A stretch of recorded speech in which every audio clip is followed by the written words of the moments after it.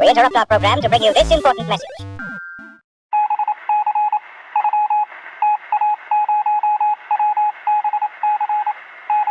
As they say, let's roll.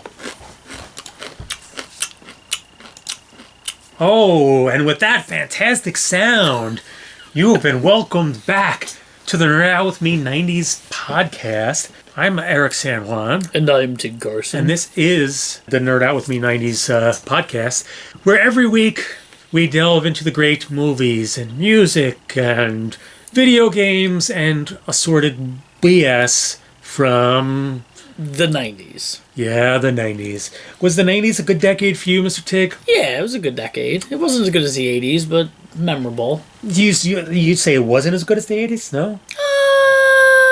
Yeah, I guess it was, actually. I guess if you put everything together, like the music and the shows. And... I liked the 90s. Yeah. I'm technically, I guess, I'm in theory, I'm a child of the 80s, but, I mean, I have a...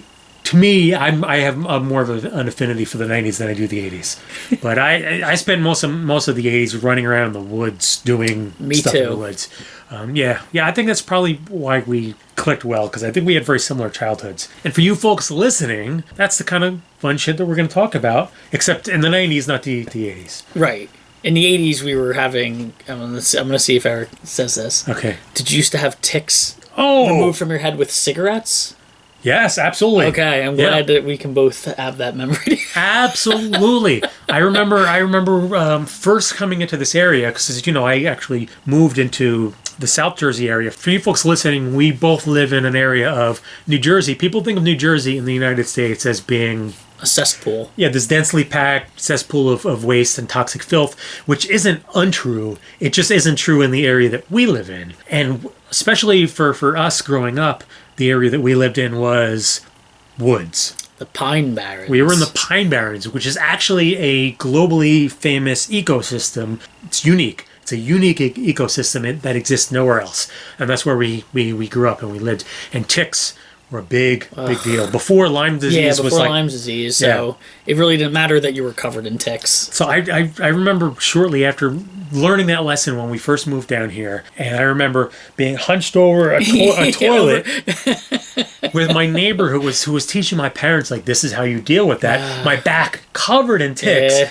The cigarette, the tip of a hot cigarette it would make them back out. Oh. And incidentally, for anyone watching or listening, don't do that. Yeah, we do not condone. The reason why you don't want to do that, as well as a couple of other methods, like the match was also, remember the match method? Yeah. You'd light a match and sort of like, but it makes them vomit out their innards. Which is what gives you Lyme disease. Exactly. And other different things that you could catch Rocky Mountain spotted fever. I have a younger brother who almost died from that. Came within 72 hours of death.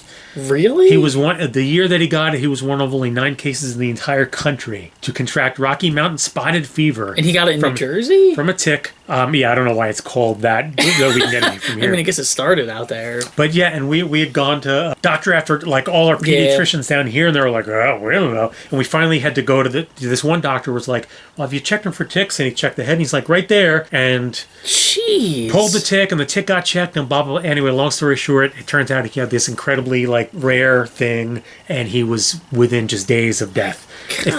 He was right like 106 fevers. It was crazy. How the hell did we get on that? I somehow got us there. How? So we're here. We're going to be talking May 1990. In our 120 episode journey through the 1990s. As we've talked about in previous episodes, but we got to touch on it again because I know people are just discovering us now. If you're listening to us on podcast, we also have shorter versions of these shows on YouTube with all sorts of fun graphics and stuff like that because that's what he does. Stuff to look at. Yeah, and if you're watching us on YouTube, check us out on your podcast feed because you have nice long versions of us yammering like morons. You can listen to while you're driving to work. Yeah, and if or you are taking a dump. And if you are one of our really awesome Patreon subscribers, you get all sorts of cool bonus stuff. Bonus features on the podcast, like bonus segments that we don't talk about anywhere else. Monthly, like bonus YouTube episodes that no one else gets to see. And psychological nudity. Yeah, you can't forget that. And there's a whole segment called TikTok. It's pretty freaking awesome.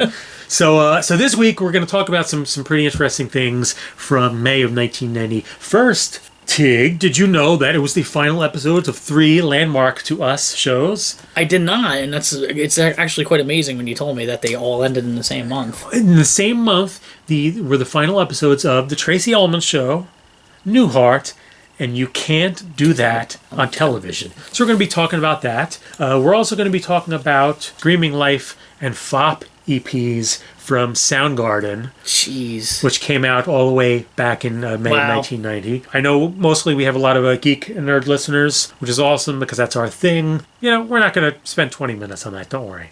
Maybe we might. Maybe we might. You never know. How much we tail off. Yeah, exactly. And we're gonna cap off the show with Back to the Future Part 3. Yeah, which is pretty awesome. I'm excited. Yeah, I'm excited. I'm excited about that too. And if you're Patreon subscribers, our bonus segment, we're going to be talking about some classic sitcoms from the era, including Cheers, Roseanne, and The Cosby Show, which were the top 3 sitcoms of that month. But that's in our bonus segment. That's for Patreon folks. So, without further ado. I was going to say that guy's name, but I can't remember it. Jean Adu? No, it's a fat French actor. Jean-Claude Adu? Depardieu? Jean Depardieu. Yeah, right? Depardieu. Jean Depardieu says Vivi Badaba.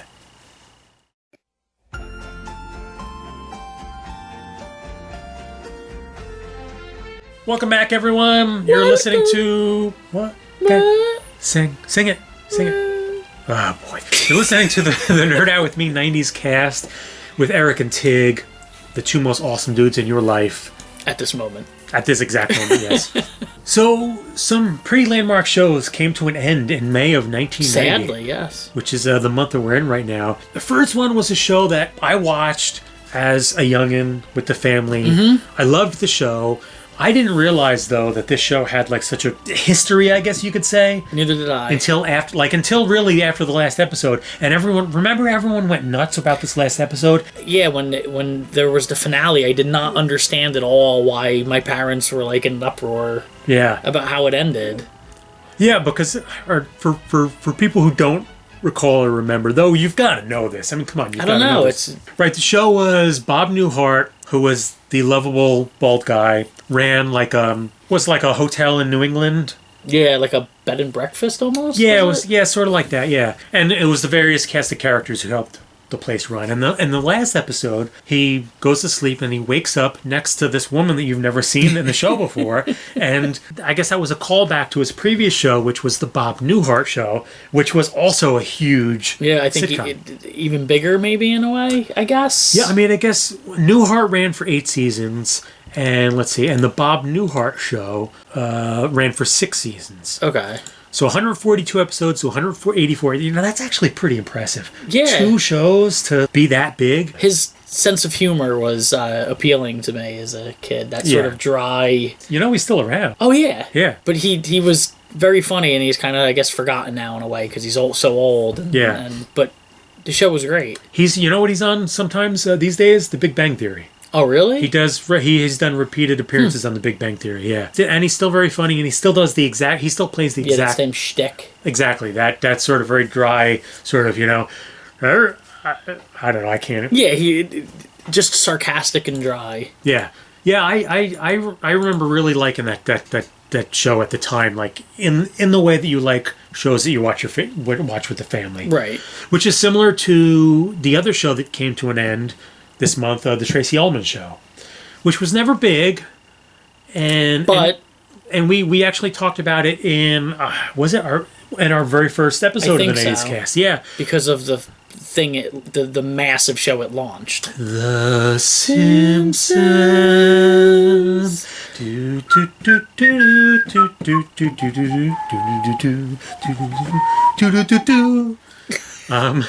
Four seasons, Tracy Ullman Show. Last episode we were talking about sketch shows. There's another sketch show. Though this one wasn't nearly as big as In Living Color. The Tracy Ullman Show was kind of like the first show where I realized that my sense of humor might be a little bit different than most people's. Yeah, I could see that. Because then, like, it led into, the Kids in the Hall and everything, like, that sort of off. So I liked the Tracy Ullman Show. Yeah, I don't remember thinking much about it that it went off the air. But I feel like it's significant enough for us to at least mention it, in part because it launched The Simpsons. Right. Which is perhaps the biggest sitcom of all time. And we both did watch it at the time. Oh, yeah. You know, and Tracy Ullman herself, super funny, super talented. Very smart.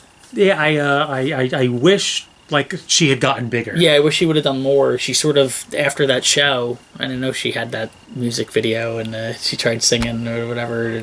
Did she? Remember that song? She's like, they don't know about us. You don't never... That's her? Yeah. No. Yeah. Are you really? I'm looking it up now.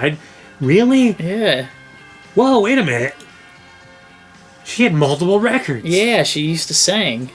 That was Oh my God, wait a minute. Yeah, I remember that. That's Tracy Ullman? That's 1983, though. Yeah, but I do remember it, though. Holy cow. I remember being shocked. I was like, oh, it's that woman that sings They Don't Know About Us. I had no idea. How am I only just learning that? You're lucky you got me. This is really bad video right now. We're both like tapping on... Yeah, look. See? Great cover of Christine McColt's song. Wow, I don't know how much of this we can get away with, but I need to hear this right now. Doo-doo. That's her. Yeah. I'm so happy that we're doing this. I just learned something really amazing. I'm now going to go download some Tracy Ullman records and discover that. Jeez.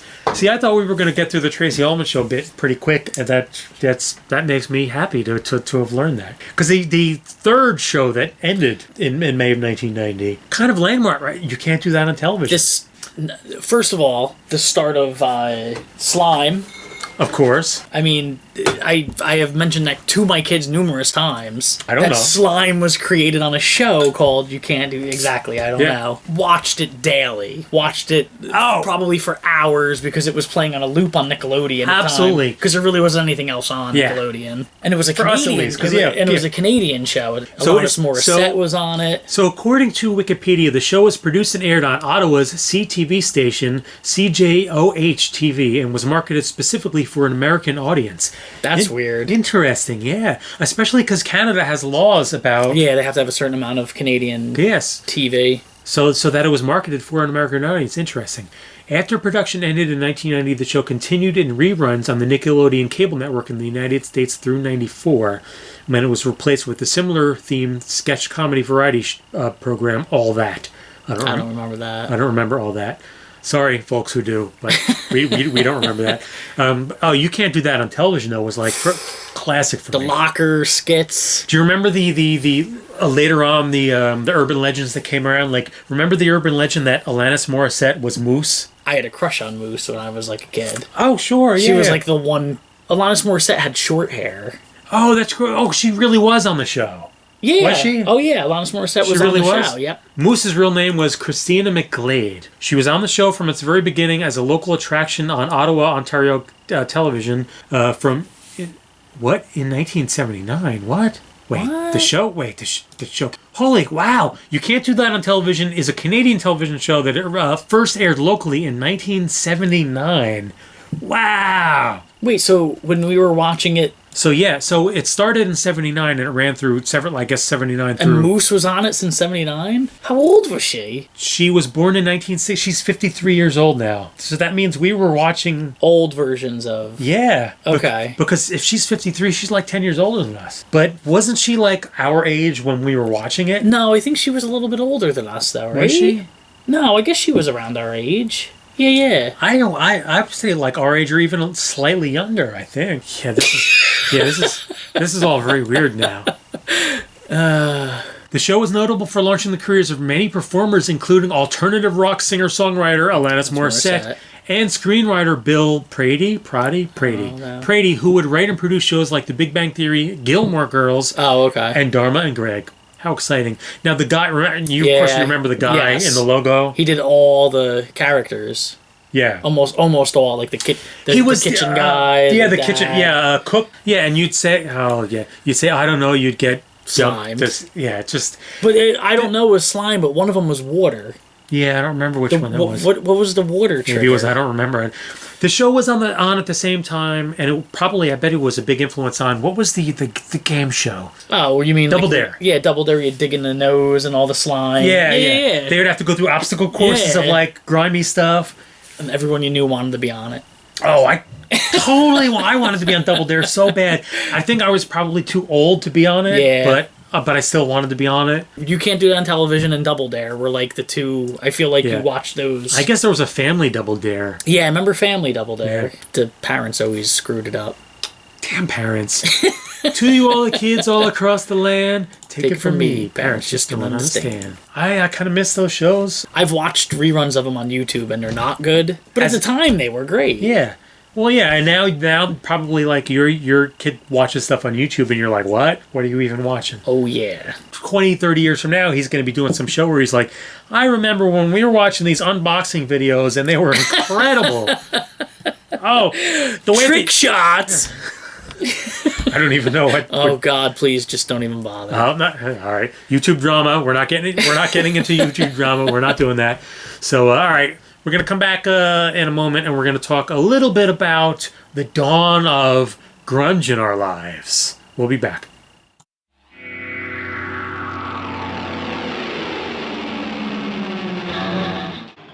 All right, we're back. Oh, you seem very excited.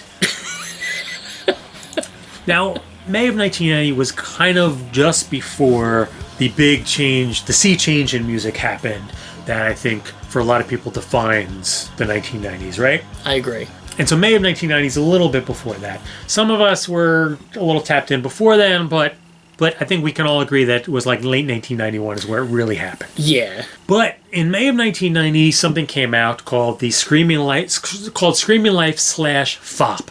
And this was a combination of two EPs that Soundgarden had put out in the 80s. Did you realize Soundgarden was around in the 80s? I did not.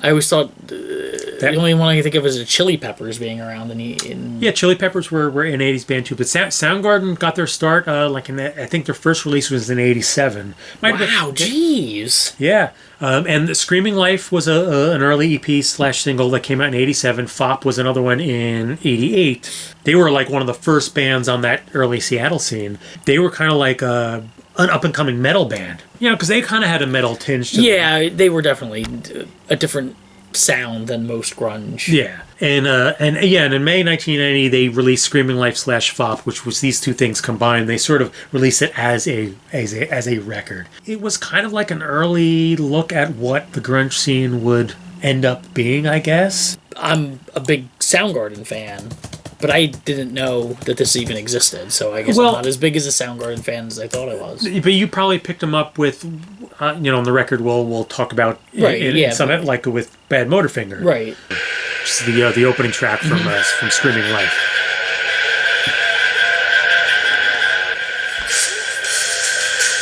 It's got that grunge. Yeah, I mean, at the time they were the whole Seattle scene was doing heavy music, metal-inspired music that had like punk influences and some other stuff like that. But they were doing it in such a lo-fi, nasty Yeah, it was way. a whole quote-unquote garage sound of... Yeah, and Soundgarden was hugely inspired by like Black Sabbath, right, and a lot of those early proto-metal bands. This is pretty cool, actually. I like this.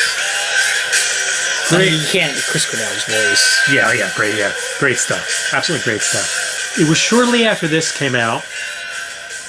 Oh, excuse me. Their second full-fledged LP, Louder Than Love. And there was a song on there, and I distinctly remember right around 1990, cruising around with a friend of mine. His name was Adam. He had a Datsun 280ZX. Yeah. And he's like, you got to check this out. I just got this. You got to check it out. And he cranked up the song called Hands All Over from this band I didn't know yet. And it was, of course, Soundgarden. Mind-blowing.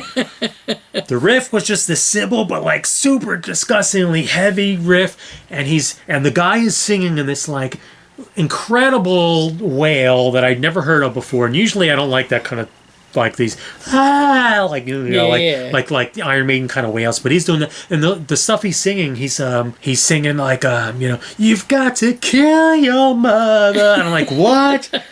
It was one of this series of music events in this section of my life, and that's why I kind of wanted this to be on the list, because Soundgarden at this time, this was before they broke big, Yeah, they were doing really amazing Yeah. shit. This was kind of 1990 was kind of a transition period musically, I think. I want to talk about, like, for us personally, right? It was a growth period, I think, for music. Oh yeah, definitely. This was when I feel like this is the best way I can describe it. Is that music suddenly became yours personally? Yeah, yeah. You know, like it was no longer stuff that was just sent to you over the radio waves. That was like garbage at the time. Or listening to your parents' music. Yeah, this was like it finally became my music. Yeah, absolutely. Yeah, this was a big time in music for me as well. We talked a little bit about it in the Patreon bonus segment from last episode, Public Enemy's Fear of a Black Planet. There were some other records around this time from Jane's Addiction and from REM, but there was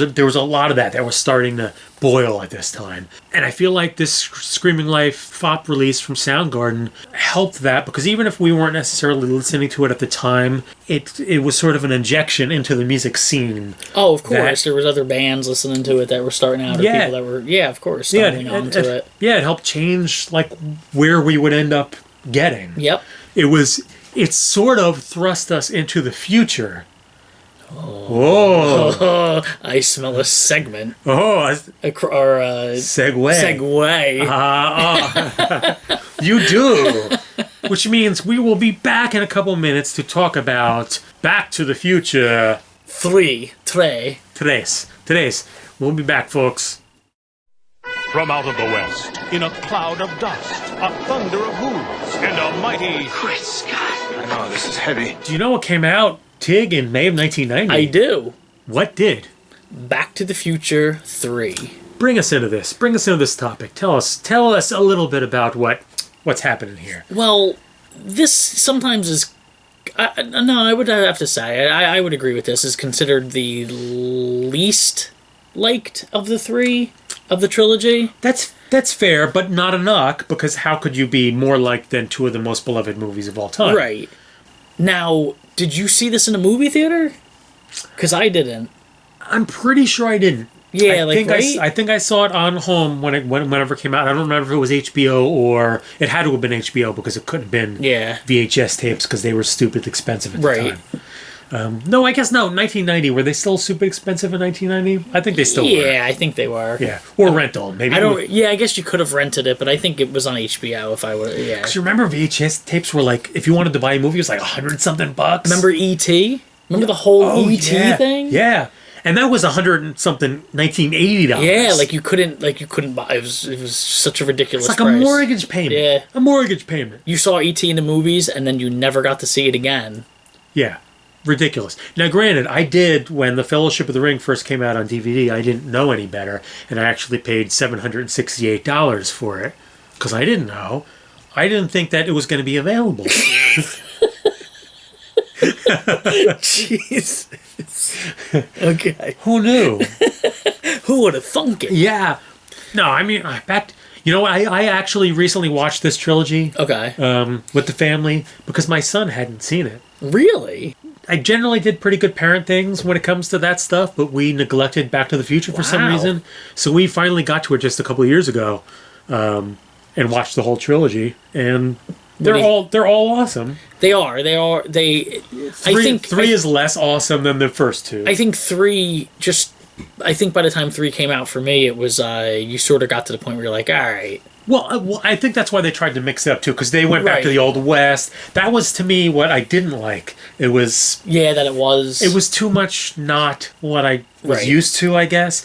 I don't know. See, I'm being one of those shitty fans who because it's not what I wanted. If I'm being honest, like when I saw it for the first time and stuff, it bothered me. Now they're in the 1800s, and his ancestor looks exactly the same way that he looked. Like that whole thing started to rub wrong on you. I guess because the first one is one of the classic 80s adventure movies ever, right? Yeah, it's one of the. It's definitely. It's got to be top 5 greatest 80s movies. It's and it holds up amazing today. Yep, it's great to watch. Absolutely, you can never get sick of it. Both Michael J. Fox and Christopher Lloyd are incredible, and I have such a thing for Leah Thompson. Crispin Glover is really good in it. Most people don't even really kind of. Yeah. So the first one's fantastic, and the second one is so clever in the way it interweaves the first with the second. I remember the first time I saw that, like, I couldn't fathom how they did it, because I felt like, remember when the first time you saw the shots of, like, Michael J. Fox hiding in the back of the car? On stage while he's performing. And you're seeing the performance, and you're like, wait, what? Yeah. I mean, it helps. Yeah, they did a great job, because you kind of look... I don't know if... I'm obviously not the only person that does this, but I look for those little differences, just out of instinct. Like, oh, he wasn't kissing her on the dance floor at the exact time that... Right. But they nailed a lot of it very well. Yeah, it helps that Michael J. Fox hasn't aged in, like... Well, that too, yeah. Even now, the poor guy's got Parkinson's. He still practically looks like he did in the early 80s. Except for the effects of Parkinson's. The guy hasn't changed. And so at the time, 3 years was it 3 years between movies? I think it was. I think so. That's typically the way they do it then. So yeah, like, so to me, 1 and 2 are essentially just one long movie. True. I agree. I feel like they're just... 3 is kind of separate in a way. Yeah. And to me, it's not as satisfying an end to the whole thing. Like the train thing, like, remember the big train comes into the future from the past. Yeah. But it's sort of, you know what it is? Oh, all right, this is, a lot of people are going to think I'm wrong about this. Oh boy. But I think it's I won't say my actual opinion, I'll say other people's opinion, but then they'll get what I'm talking about. Back to the Future Part 3 is sort of like the Temple of Doom to the rest of the Indiana Jones movies. Right? Because, like, Raiders of the Lost Ark and Last Crusade, everyone loves those two. People always think of Temple of Doom as, like, an outlier. Like, that it's still good, but it's not like the other ones. Well, Temple of Doom is my second favorite out of the 3. Oh, same with me. I'm 1, 2, 3. I like them in the order that they are. Same with me. I think Temple of Doom is fantastic. Yeah. I think it's unfairly maligned. I actually wrote a fantastic piece. It might be in the description. I doubt it will, because it's no longer online. But I might be able to dig it out of my archives. Dig it out. I think I can dig it out of the archives and put it on my website. A great defense of that movie, because the movie was maligned for a lot of years. People who would say, like, Temple, people always hated it. So stupid. It's awesome. I don't know if it's because for some reason that was out of the 3 always played all the time. Like, remember it was on TV all the time for some reason? I don't know if it was that, but... I know part of it is like Kate Capshaw. People hate that she screams through the whole movie. But I don't know. Whatever. She drove me nuts when I was a kid. Yeah. But when I've watched it recently as an adult, I was kind of like, I like her. Do you know when the last time I watched the Temple of Doom was? 2 weeks ago. About 8 hours ago. Really? I watched it today. I watched Raiders of the Lost Ark and the Temple of Doom today while I was working. And you are completely right. As an adult, Kate Capshaw, is she annoying? A little bit, but not that bad. I think it's because not nearly as bad as I remember. And also, she's way more gorgeous than I remember. Yeah, she's definitely... now I know why Spielberg, Totally. But here's the thing, and here's... The big defense of the movie that I written some years back is, like, in the last hour of that movie, like, after the big dinner and they finally get into the caves where the colleague Colton also like once the stones and then he's freeing us kids. And like once Short Round sort of frees Indy and all that, like the last hour of that movie is just this non-stop roller coaster of awesome action fun. It's amazing. There's so much cool shit happening in that movie. So Back to the Future 3? Oh yeah, I guess we were talking about that movie, weren't we? You know what? I didn't care for the ending with the, like, I think I mentioned it before, with the big train rolling in at the end. Well, and the whole climax I thought was kind of, Remember, I think they had to, once again, speed up the car, but in the Wild West. That's what I mean. By 3, it's kind of all been done twice already. Yeah. I understand that they wanted to have Doc sort of have an ending, so he wasn't just this lonely soul who... Yeah. Even though it would have been fine that he just, like, went off and time traveled for the rest of his life, but it gave him sort of a happy ending for him. That's still awesome. And the end of an era. And you know what? I also have to commend them on this. They've not made a 4th. Yeah, thank God. Please don't. I don't think they never will. I think that You say they never will. They just made Ghostbusters. Now, I don't know how that Ghostbusters was. I didn't say it. Actually, from what I understand from a lot of people who've watched it objectively, it's actually a fun movie. Yeah, but this is the thing. If you ignore the, like... But Ghostbusters was not the same... Yeah, it's not a contained story. Yeah, I mean, it was more, Back to the Future had a beginning and an end for the trilogy. It really was that's just what it is. It's what you can't, I mean, I guess you could remake it, but it wouldn't even be the same characters. You know what I have it's downloaded on the PS3. I haven't played it yet though. But Telltale Games, who are now very well known for their Walking Dead series and Game of Thrones games and so on, but they made a Back to the Future game. Oh, really? Like a 5-part Back to the Future game a few years back. I have it. I haven't played it yet, but that's interesting. I don't know where it fits. I wonder if I don't know if it fits into the story or whatever. Yeah, if it takes place during it, kind of thing. Yeah, I'm not really sure. I'm kind of interested to check that out and see what the dealio is with that. Dealio. What's the dealio? Oh, what's that from? It was from a parody. Remember there used to be rap parodies? What's the dealio? That's from a rap parody. I think it's from a parody of Me So Horny. Me So Horny. But there was a parody of it. You know what movie that's from? Oh yeah. The Kubrick film. Yeah. Yeah. Who he, not Kubrick obviously, went on to play Kingpin and Daredevil and many other things. So there we go. We just talked about Back to the Future 3 with a very... Welcome to our podcast. A very handy segue right there. We'll be back in a moment.